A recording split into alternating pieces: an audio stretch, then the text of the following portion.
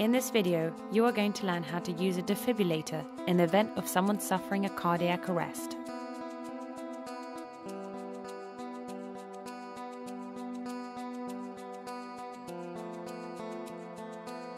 If the person does not respond to you when you speak to them, whilst holding their hand and gently shaking their shoulders, call for help if you're alone, and lay them on their back.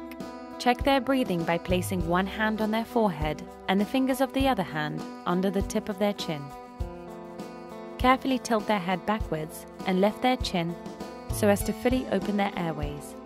If you see or hear no respiratory movements, nor feel any breath on your cheek, then the casualty is not breathing.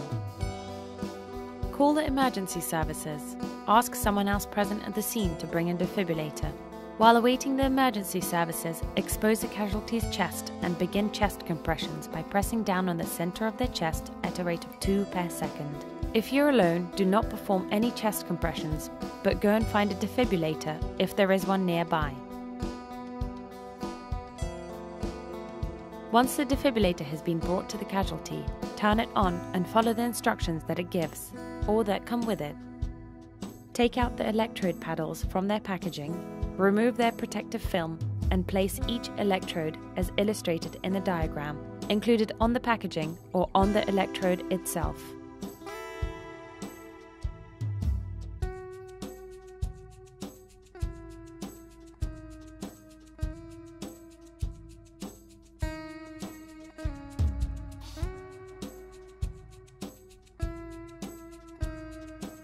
Make sure that nobody is in contact with the casualty while the defibrillator is analyzing the casualty's heart rhythm.